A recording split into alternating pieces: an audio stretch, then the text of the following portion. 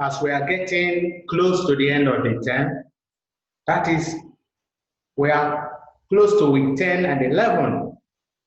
We bless the name of the Lord.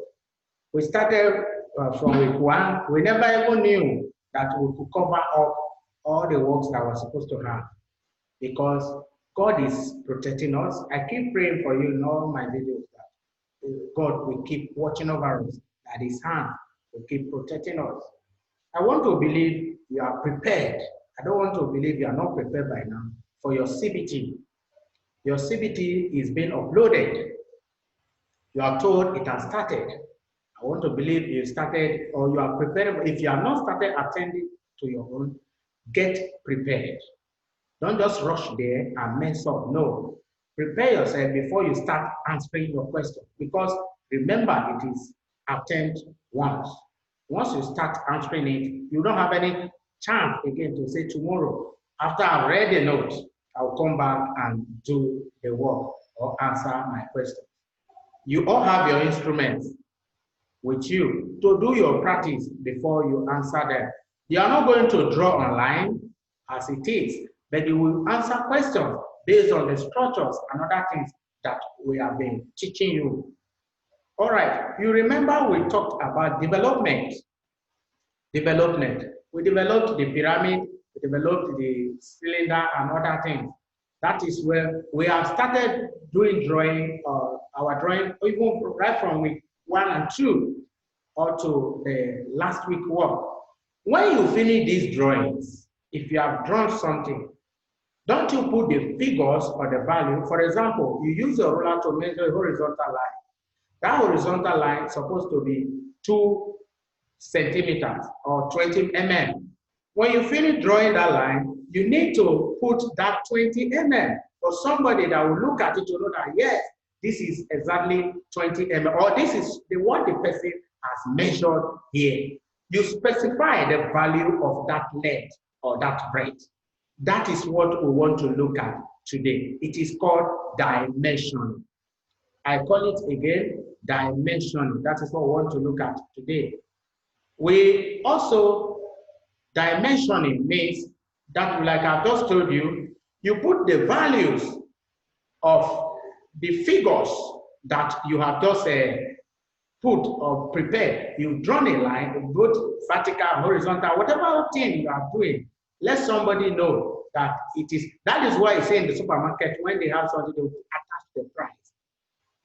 That is what we mean. You put the figure there for somebody to know that this is what you have done here. So the topic for the day is dimensioning. I call it again, dimensioning. Why we want to look at dimensioning on its own as a topic? You remember in my tradition, I shared the objectives with you. Let us look together at the objectives for this lesson, or the objectives of the lesson, what we want to learn, or what you to get, or what you want to achieve at the end of the lesson. We call it the learning objective. 1, at the end of this lesson, you should be able to define dimensioning. 2, state the types of dimensioning. 3, list the system of dimensioning. Then distinguish between aligned and unidirectional method of dimension. We have the unidirectional method, we have a aligned method. Then you dimension figures. These are things we want you to get at the end of, or know, or learn at the end of the lesson or in the course of this lesson. Then the business itself. Dimension. What is dimension? It is specifying parts information. As I've just told you, you have information about this part, that this, you have drawn something like this. This is the information you are putting here, that is 20 mm or 2 mm, whatever. You specify the information with the use of symbols and figures. When you put these figures, somebody will now know that, okay, this place you wrote 2 is 2 centimeters. As you will just draw, and somebody may be confused in interpreting or reading what you have drawn. So these are the reasons. There are figures we use, and there are symbols too. You can just put particular symbol that represents angle, that this angle is 40 degrees. Instead of writing 40 degrees in west. Just put a particular symbol there. It will represent that particular that angle, the value of that angle, or the length, the particular value for the length or the specification. That's what we mean by specifying the part information. Information that has to do with what you are drawing, you put them there. That is what we mean by dimensioning. Then we have types of dimensioning. One is datum dimensioning. The other one is chain dimensioning. We will look at them one after the other. I call it datum dimensioning, chain dimensioning. Let us look at them one after the other. We will look at the datum dimensioning. It is a type of dimensioning in which each side is measured separately. This is what we are talking about. This is the datum dimensioning. Each side is measured separately. Each side is measured separately. Let me quickly still go back to what we mean. From one edge, the method has advantage. That is, it does not have the error that you do having addition of sizes. You add this to this. You know that I have 2 to add 2 to 4, 4 to 5, 5 to 6. You may have confusion in reading it. So it does not have that because you measure each side separately. That's what I mean by the datum dimension. That is what you are just seeing here in this figure. The here to here, as you have it, from here to here is 30 mm. Then there's another length from here to here. So this one to this place is 50. Then there's another length from here up to this side. So here you have 20, here you have 20, and here you have 30. You can see that they are measured separately up there. Here to here is measured. Then you now add this one to be measured up here separately. You now add here, here, and here to be measured up here at the total. That's 70. The same way we have it at the side here. This is 10. You add 10 to 10 will give you 20 for this side. You now add this 10 to this other 10 to this other 10 to now give you this 30 in full. That is datum dimensioning. You measure them separately. The next one, when you measure in form of chain, you do not measure separately. That is the chain dimensioning. In this type, dimensioning is done, or dimension is done by measuring each of the sides. You do not measure separately. They are measured from one another in form of chain. Just like you have a chain. This one is joined to this. You know the meaning of chain. One is joined to the other one is joined to the other. It has an advantage too. The advantage is that it is easy to read compared to that of the datum dimension, because you have 30 now, as we said, like you have here, you have 30, you're having 50, you're having 70. You may be a bit confused, but in the datum, in the chain dimensioning, it is easy to read. That is one of the advantages. Because you measure one, add to the other one, it is in form of chain. You just want to count 1, 2, 3, 1 chain, 2 chain. You don't have to count them. The another advantage is that it does not waste space like we have here. You have to measure here separate, measure here separate, and measure here separate. You have the space. You are wasting space to measure them, dimension them. So this one is just measure all of them together. You don't need to be going up and measuring individually because it is done separate. You just measure them straight, like in form of chain. It doesn't waste space. That is what we mean by that. That's an advantage of, another advantage of the chain dimension. This is the chain dimensioning. You will see here. You can see that in form of chain, 11, 10, 10. They are all together. This side too, 30, 20, 20. They are all together. They are measured together in the form of chain here, in the form of chain here. You remember the first one, is datum dimensioning. After we measured here, we went up to measure another one. We also went up to measure another one. But this one, at this space up here is free. And this one is just measured on one line.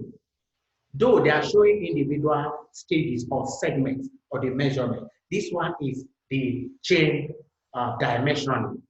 These are the two types of dimension that we have.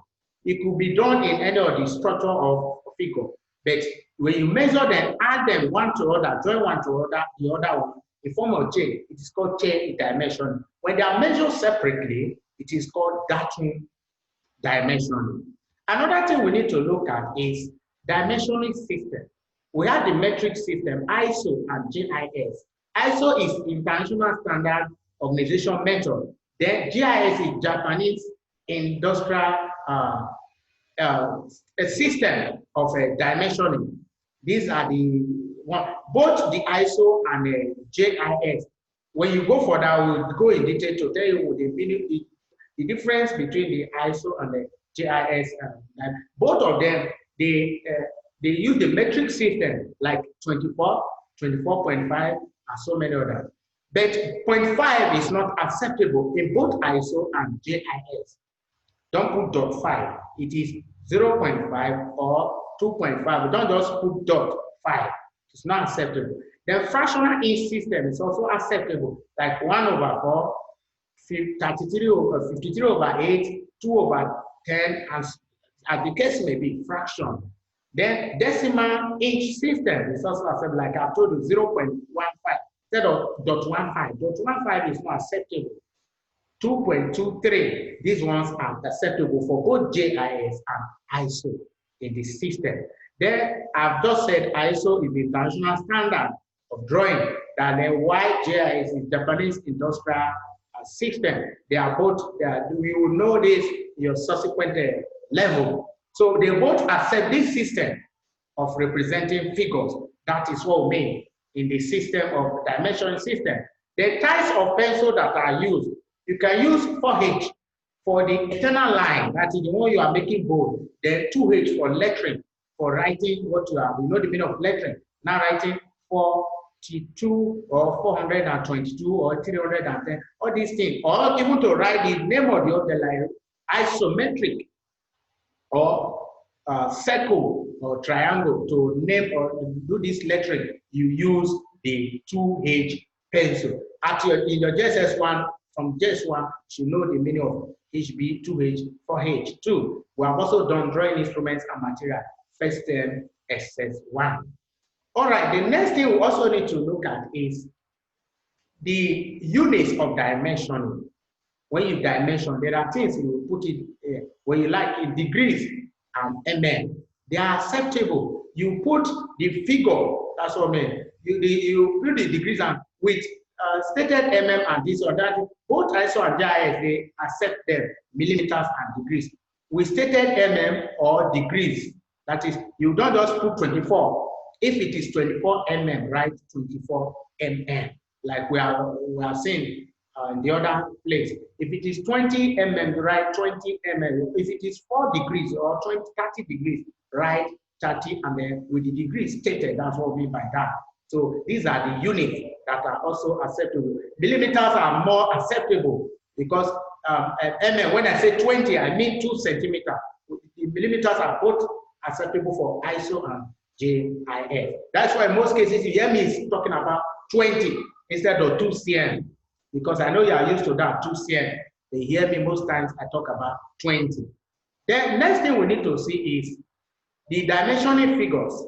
We have align and unidirectional method of dimensioning. This align method, you read from the bottom and the side. You have this is the align method you see here. This is a figure that has been dimensioned. This from here to here is 60 degrees, that is here. The figure, the unit is there. Then you also have it here at this other side at 60. From here to here at 60 degrees too. The arrow is pointing here, pointing from the bottom. That means it is align method of dimension, or align dimensioning method of figures. That's what we mean.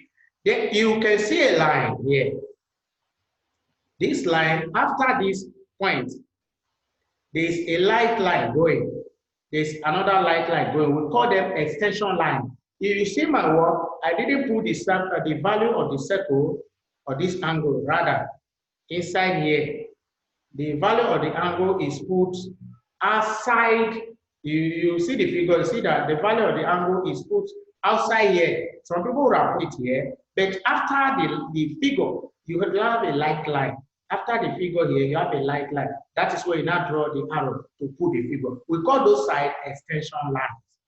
In terms of unidirectional method, it is read from the bottom. That is what you are saying here, the unidirectional method. That's for the unidirectional method. Now let us look at another thing, rules for dimensioning.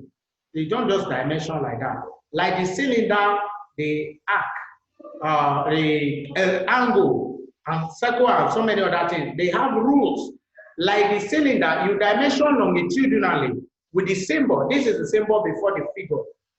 That like hole, you put that. That means for the angle that they are talking about circle and angle there. You put it before the figure. Like you put that in, you now write 42. That means 42 degrees or whatever you measure. That's the diameter of that particular thing or whatever angle. You put the that symbol and then the value. Then you have the center line and the circular view when you're talking about cylinder. Then like the arc, you write, R is written before the figure, like you are saying here, R40, R40. That is talking about the radius now, or the arc you have used, the radius of the arc. That is 40 mm radius of the arc. So these things are written, then you have the figure. That is what we have said before. These are the rules for dimensioning. We need to look at some dimension figures here, like we have been talking about, so that we confused. This is wrong. To dimension this arc now, it is wrong. This is the right part. This is the extension line. After here, this is the extension line. After here, this is the extension line. Then you draw the arrow on the extension line. This is what we mean. This is the right way. This is a method of dimensioning that arc there. Another one I will show to you is dimensioning another arc too. You write R, then you write 97. That is the radius of this arc now, you are saying. That's the meaning, the right way to dimension this. Then we also have another thing to look at, and that is, this is cylinder. You see this cylinder, you also write this symbol. I told you before the value. This value, arrow here from here to here, is starting from this particular area to this particular area. That is the length of this place that is transferred here. Then the length of here to here is transferred to the top here. That is what you are seeing here. So this base here is the size of this bottom here. It is dimension here. Then this bigger one here, bigger arc here, or the half of the circle here, is this long one that is dimension here. Put the symbol before 110, before that value of that is the arc that you use for that radius. These are the methods that I've just said in the words there that you are seeing now being practicalized. So we also need to look at circle or hole. The circle or hole, this is the circle or hole. This is this arc. This one is the diameter from here to here. That's what I'm saying. That is represented here. You write that symbol, then you put the 80. So would you know that's the diameter of that particular circle now from here to here? You don't need to ask if you do not need to ask too much question. When you see the symbol before the particular value, you now know that okay, they are telling you it is this before this. That is what they are measuring. Then next we need to do is we need to have a recap of what we have just said from the beginning. Remember we said dimension is specifying the figures, the values of the figures when you have drawing. We also talked about two methods of dimension types.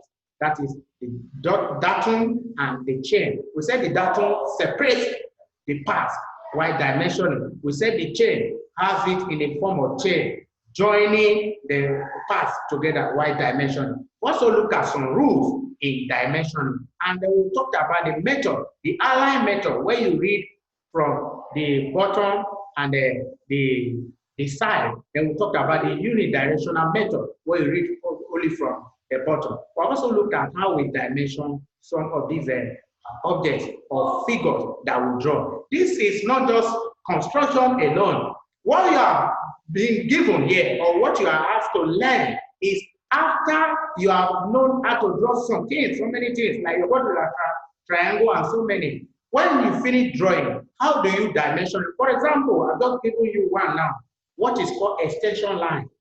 If you finish drawing a triangle, if they have their edges where they end or the points where they end, you draw a light line. Remember, I will use the light line or fake line. That is where you now dimension. You don't just put 40 or 30 there. You put the arrow from the extension line this side and extension line this side. That shows you the size for that particular object. We will meet again in your next video. Please do well, as I've told you, read and prepare for your CBT. If you have not touched your own, please prepare before you go there to touch it. You have a grace of 1 week, it has started. So don't just go there and mark anything that you like. If you have any question, you let me know. God bless us all. Thank you very much.